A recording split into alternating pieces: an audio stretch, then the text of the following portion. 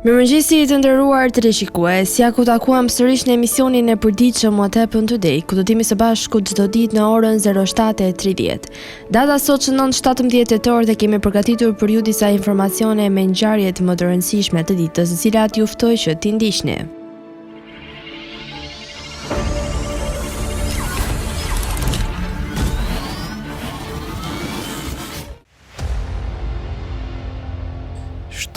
Tetor.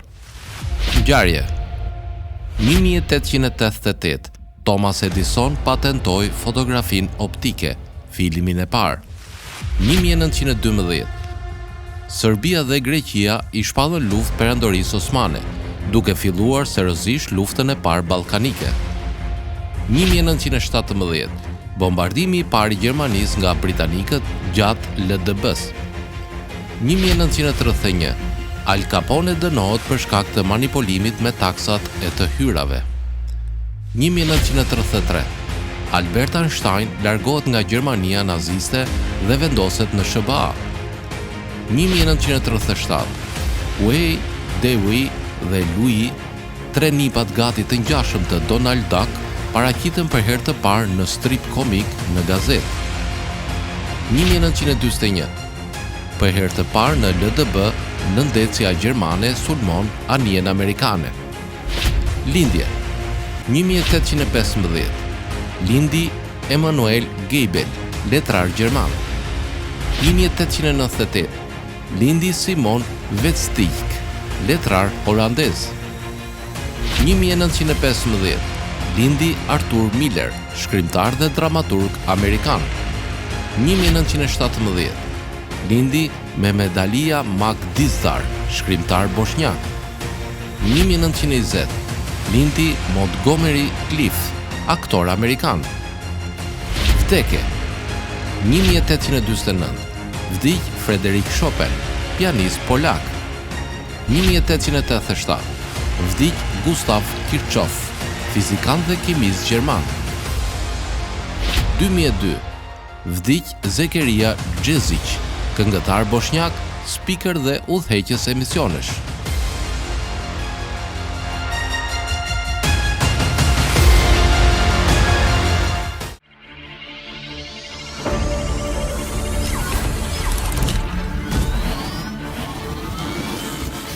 Ndërkohë kemi përgatitur për ju biografinë e Frédéric Chopin, i cili ishte një kompozitor polak i periudhës së romantizmit.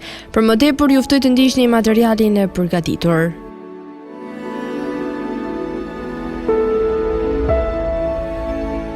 Frédéric Chopin, lindi më 1810 dhe vdiq më 1849, ishte kompozitor polak nga Polonia. 2 dekadat e para të jetës, Frédéric Chopin i kaloi në Poloni, si i biri një francezi dhe i një nëne polake, e cila i dha atij mësimet e para në piano, po si 8 vjeçar duartrokitej si një fëmijë çuditbërës. Në Varshavë ai ndoqi liceun e në fund të liceut edhe konservatorin, ku edhe gjeti mësuesin e tij më të rëndësishëm, Joseph Einsteri. Në moshën 18 vjeçare, Chopin për herë të parë udhtoi për në Berlin, pas një viti udhtoi për në Vjenë, Prag dhe Dresden. Më 1831 ai vendosi të udhtonte për në Paris. Në udhtim ai mori vesh për okupimin e Varshavës nga rusët dhe nga kjo kohë Chopini kurrë nuk u kthye më në vendlindje.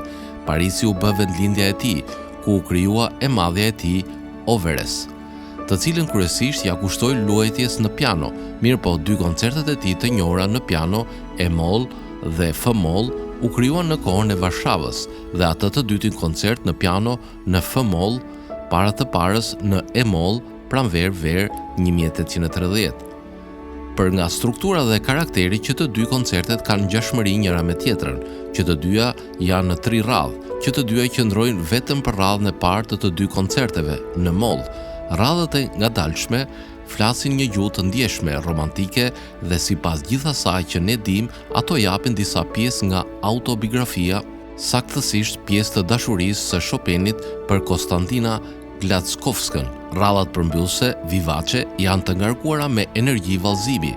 Në koncertin F-moll, tonin e jep një mazurka, ndërsa në koncertin E-moll një krakoviak, Si në krye të dy koncerteve, maestro gjërësisht Allegro Maestro paraprin momenti virtuoz i pianos ndërsa orkestra ka rëndësi të dorës së dytë. Chopini nuk le të shihet ndonjë tendence veçantë simfonike për shkak të nevojës së madhe të artizanatit për instrumente të nevojshme. Shumë përpunues kanë rënë me partiturën e Chopinit. Chopini shkroi vepra të tjera për piano dhe orkestër të njohura si Polonaise Brillante, Procedente d'un Andante Spinato. Dhe në vitet e para 1831 variacionet B-dur Lacidaren la mano mbi një temë të Mozartit. Don Giovanni mëtej orkestroi një fantazi për tema polake dhe një krakoviak.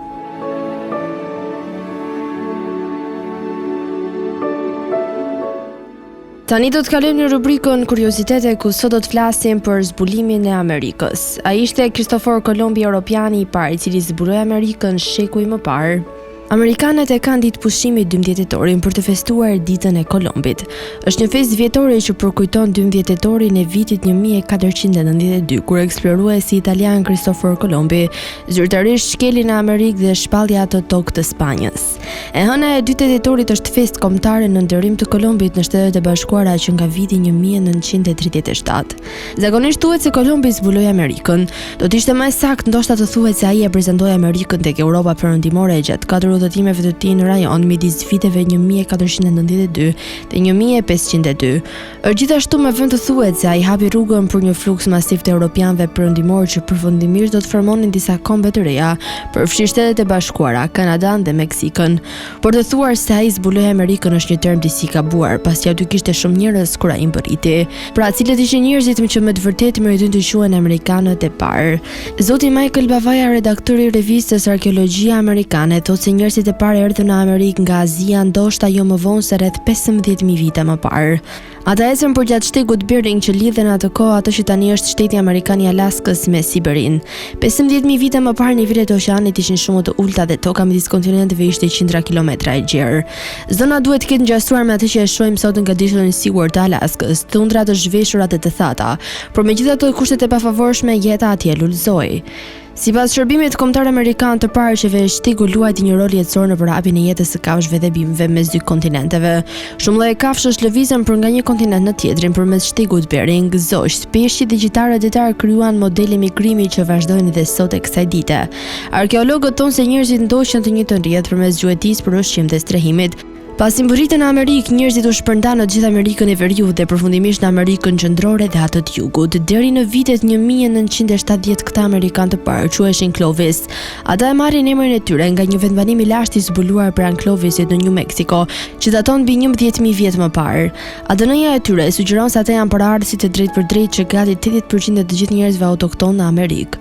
Por historia shkon më tej. Sot besohet gjërësisht se para Clovisëve në Amerikë kishte edhe njerëz të tjerë, por siç thotë Zoti Bavaja, ata në të vërtetë nuk janë të identifikuar, por ka pasues të tyre në shtetet amerikane të Teksasit dhe Virginias dhe deri në jug të shtete si Peruja dhe Kili.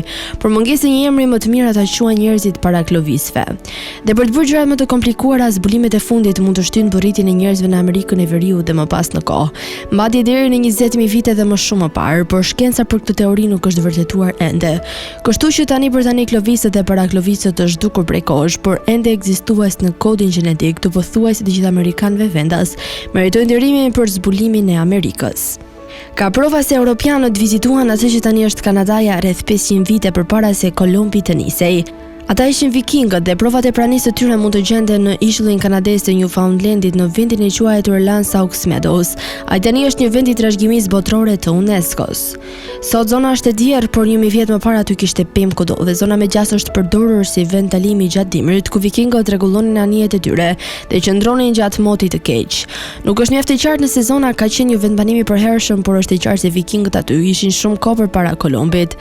Ajo që është e qartë është se Amerika ka qenë një përzgjerje është qindra vjet para se statuja e lirisë të fillonte të bënte thirrje botës. Më jepni të lodhurit tuaj, të varfrit tuaj ata që dëshirojnë të marrin një frymë të lirë. Në fakt, Amerika e Veriut dhe e Jugut janë poliglote kulturash që shtrihen përpara se të fillonte të shkruajë historia. Dhe njerëzit kanë ardhur që nga ajo kohë aty në kërkim të një jete më të mirë, ushqimit të bollshëm dhe mundësive më të shumta. Tani u ftyti ndiqni parashikimin e motit në territorin shqiptar për ditën e martë. Territori shqiptar për ditën e martë parashikohet të përshkohet nga një mot i paqëndrueshëm, me stuhi dhe rrebeshje shiu që do të jenë të pranishme në të gjithë territorin. Sipas parashikimeve, temperatura minimale do të jetë 5 gradë Celsius, ndërsa temperatura maksimale parashikohet të jetë 20 gradë Celsius.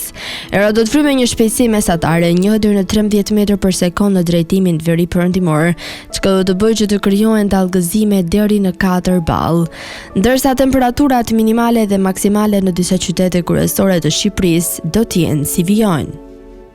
Shkodër, 11 deri në 15 gradë Celsius. Kukës, 5 deri në 8 gradë. Peshkopi, 11 deri në 13 gradë. Tiranë, 16 deri në 18 gradë Celsius. Durrës, 17 deri në 20 gradë. Kavaj, 18 deri në 20 gradë. Elbasan, 15 deri në 18 gradë Celsius. Berat, 15 deri në 18 gradë Celsius. Korç, 8 deri në 11 gradë. Vlorë, 18 deri në 20 gradë. Gjirokastër, 13 deri në 16 gradë. Sarand, 15 deri në 18 gradë Celsius. Tani u ftyti të ndiqni parashikimin e motit në territorin e Kosovës për ditën e martë. Territori i Kosovës për ditën e martë parashikohet të përshkohet nga një mot i paqëndrueshëm, me diell dhe rreshje shiu që do të jenë të pranishme në të gjithë territorin. Sipas parashikimeve, temperatura minimale do të jetë 5 gradë Celsius, ndërsa temperatura maksimale parashikohet të jetë 11 gradë Celsius. Era do të frynë në drejtimin juglindor me një shpejtësi mesatare 1 deri në 3 metër për sekond, ndërsa temperaturat minimale dhe maksimale në disa qytete kryesore të Kosovës do të jenë si vijon. Mitrovic, 7 deri në 11 gradë Celsius. Podujev, 5 deri në 10 gradë. Skënderaj, 6 deri në 9 gradë Celsius. Pej, 7 deri në 10 gradë. Prishtinë, 8 deri në 10 gradë. Gjakov, 8 deri në 9 gradë Celsius. Malishev, 8 deri në 9 gradë. Gjilan, 7 deri në 10 gradë. Ferizaj, 9 deri në 10 gradë. Kaçanek, 7 deri në 9 gradë. Prizren, 8 deri në 9 gradë Celsius. Të nderuar teleshikues, kjo ishte gjithçka e përgatitur për emisionin e sotëm. Bashkë do të takohemi sërish nesër në të njëjtën orë. Ndërkohë ju ftoj të ndiqni programacionin në vijim të Drita Televizion, si dhe mos harroni të na ndiqni në rrjetet tona sociale, TikTok, Instagram, Twitter dhe Facebook, si dhe në websajtin ton drita.tv.